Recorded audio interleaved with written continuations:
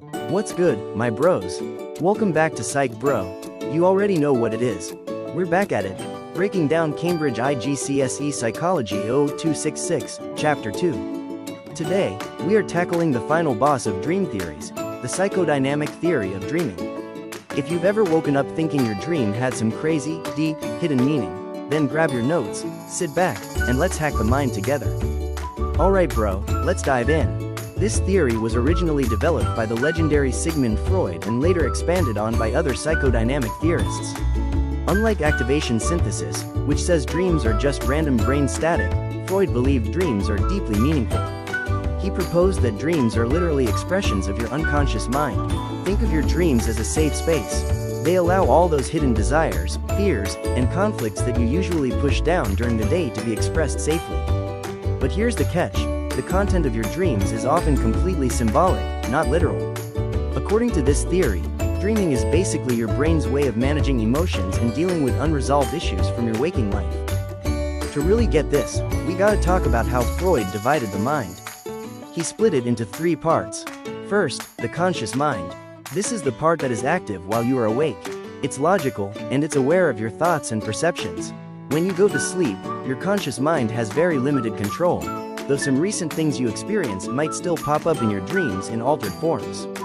Second, the pre-conscious. Think of this as the storage room. It holds memories and information that aren't currently in your active awareness, but you can pull them up if you try. It acts as a bridge between the conscious and unconscious. It supplies the accessible memories and ideas that your brain uses to form the actual content of your dream. Third, and most importantly, the unconscious. This is the deep, dark basement of your mind. It contains all your repressed desires, your fears, and your deepest conflicts. It is completely inaccessible directly during waking life. So, how does it get its message out? It communicates through symbols in your dreams. But because this material can be super distressing, it's protected by something called dreamwork, which disguises the heavy stuff so you don't wake up totally freaked out. Because of that disguise, dreams have two different levels of content. Level 1 is the manifest content. This is the literal storyline, the people, and the events that you actually remember when you wake up. It's the face value stuff that the dreamer consciously recalls. Level 2 is the latent content. This is the real meat of the dream, the hidden psychological meaning behind the manifest content. It represents those actual unconscious wishes or conflicts. It's often disguised just to reduce your anxiety. For example, bro, let's say you dream about arguing with a total stranger. That's the manifest content. But the latent content, the real meaning, might be that you are dealing with some serious unresolved conflict with your sibling, and your brain is just disguising them as a stranger to make it easier to process. So, why do we even have these disguised dreams? Freud argued it's all about wish fulfillment. Dreams act as a way to satisfy unmet unconscious desires. This brings us to the id. In psychodynamic theory, the id is the primitive, instinctual part of the mind that operates purely on the pleasure principle. It wants what it wants, right now. During sleep, the id completely dominates. Your ego, the logical, rational part of your mind, becomes way less active, which allows all those raw desires to emerge. But again, the brain doesn't want to overwhelm you, so those wishes are often distorted or disguised to protect the dreamer. That latent content we just talked about? That originates directly from the id. A classic example of this comes from Freud himself. He described a time his daughter, Anna, was denied food because she was ill. That night, she actually dreamt about eating food.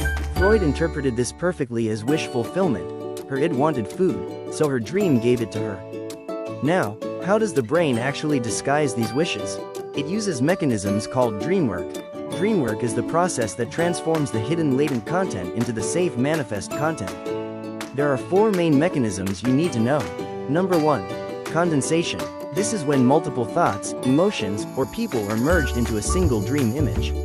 It literally compresses complex ideas into simplified symbols. Number 2. Displacement. This is huge. Emotional significance is shifted from a threatening source to a much safer object or person. It allows you to express unacceptable feelings. For example, if you are secretly furious at your parent, that's a threatening feeling. So in your dream, that anger is displaced onto a random stranger instead. Number 3. Wish fulfillment. We touched on this, but it's a core mechanism where your unconscious desires are symbolically satisfied. Number 4. Secondary elaboration. This actually occurs on waking. As you wake up and try to remember the dream, your conscious mind tries to make sense of the chaos. It fills in the gaps and creates a logical narrative out of it. This can actually further distort the original meaning of the dream. Because dreams are packed with hidden meanings, psychodynamic therapy uses dream analysis to uncover unconscious influences on our behavior and emotion. The goal is to bring that latent content into conscious awareness so clients can gain insight into their unresolved conflicts. Therapists use a couple of techniques for this. One is free association. The client simply says whatever comes to mind about specific dream elements. This helps reveal deeply personal meanings and unconscious links. Another is symbol analysis. The therapist interprets the symbols based on shared cultural meanings. Common symbols might relate to desire, conflict, or fear, but the interpretation also has to consider the individual's personal experiences. For example, dreaming of swimming across a massive ocean might symbolize striving for achievement or overcoming huge challenges in your life. Alright, bro, let's back this up with some research. Let's look at a key study by Iorio et al., looking at dreams and trauma. The aim of the study was to investigate how isolation and trauma during the COVID-19 pandemic actually influenced dream content. For participants, they used a solid sample, 796 adults, aged 18 to 79. It was an Italian sample and was mostly female. The procedure involved online questionnaires. Participants reported on their living conditions during COVID-19 and gave details of their most recent dream. Those dreams were then rated for realism, emotion, creativity, and frequency. To keep things objective, independent judges also scored the dream reports. Now, check out the results. Participants who experienced actual trauma reported much higher emotional intensity in their dreams. However, there were very few direct references to COVID-19 itself. Instead, the dreams often occurred in locations outside the home. The conclusion here is super interesting. It shows that waking experiences absolutely influence dream content. The fact that the trauma showed up symbolically, like being stuck outside the home instead of directly dreaming about the virus, totally supports the idea of wish fulfillment in disguise. These findings align perfectly with the psychodynamic view of dreaming. Let's wrap this up with our evaluation, breaking down the strengths and criticisms of the theory. The strengths are that this theory successfully explains why dreams are so emotional and symbolic. The research evidence, like the Iorio study, clearly links waking trauma to dream intensity. It also perfectly accounts for the unconscious processing of distress and suggests that dreams actually help us manage our repressed desires and conflicts. But the criticisms and limitations are heavy. The biggest issue is that dream interpretation is completely subjective. Symbols can have wildly different meanings across different cultures, and interpretations will vary massively between different therapists. Ultimately, there is a serious lack of objective, testable evidence. It's super difficult to replicate findings reliably, which means in the world of science, this theory is considered unfalsifiable. You basically can't prove it wrong, which makes it hard to prove right. Still, the application of the theory is pretty dope. Individuals can actually reflect on their own dreams.